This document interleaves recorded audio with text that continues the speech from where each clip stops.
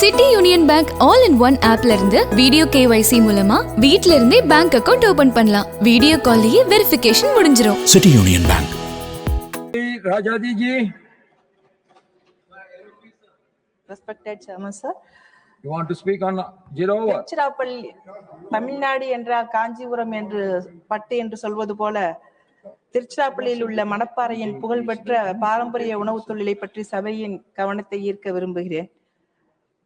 உங்களுக்கும் தெரியும், தமிழ்நாட்டில் மணப்பாறை என்றால் முறுக்கு என்று அது எந்த அளவுக்கு மிக புகழ்பெற்ற ஒரு சிற்றுண்டி என்பது. மணப்பாறை முறுக்கு உள்ளூர் நிலத்தடி மற்றும் கைகளால் சூட்டப்பட்டு நுட்பமாக செய்யப்படக்கூடிய தனித்துவமான ஒரு சிற்றுண்டி. 2023ஆம் ஆண்டில் அதிகாரப்பூர்வமாக புவியியல் குறியீடு CA வழங்கப்பட்டது.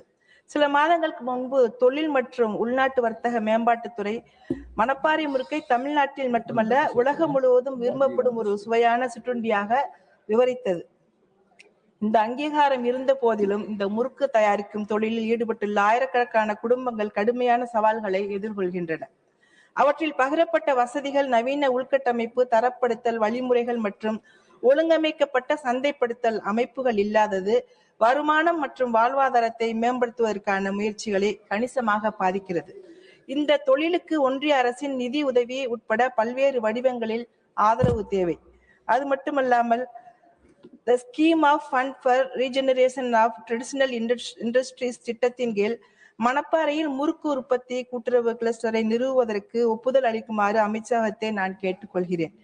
இது தரக்கட்டுப்பாடு, பாரம்பரியத்தை இழக்காமல் தானியங்கி உற்பத்தி மற்றும் ஏற்றுமதி தர பேக்கேஜிங் ஆகியவற்றிற்கான காமன் ஃபெசிலிட்டி சென்டரை செயல்படுத்தும். இது நமது தேசிய பாரம்பரியத்தை பாதுகாப்பது மட்டுமல்ல, உள்ளூர் சிற்றுண்டிகளை சர்வதேச சந்தைகளை அடைய அதிகாரம் அளிக்கும். அது மட்டுமல்லாமல் இன்றைக்கு விலைவாசி உயர்வு, பருப்பு, எண்ணெய் மற்றும் கேஸ் சிலிண்டர் விலை உயர்வால் அவர்கள் மிகப்பெரிய அளவிற்கு சவால்களை மேற்கொள்ளக்கூடிய ஒரு திட்டம் நோக்கம் நமக்கு இன்றைக்கு நிறைவேண்டும். அந்த நிகழ்விலிருந்து நாம் அவர்களை விடுவிக்க வேண்டும் என்றால் அரசினுடைய ஆதரவு வேண்டும் என்று நான் உங்களிடம் கேட்டுக்கொள்கிறேன். அமைச்சர் அவை பார்த்தும் இது குறித்த ஒரு ரிக்வெஸ்ட் லெட்டரும் தந்திருக்கிறேன். அதற்காக அமைச்சரை மறுபடியும் நான் கேட்டுக்கொள்கிறேன். நன்றி, வணக்கம்.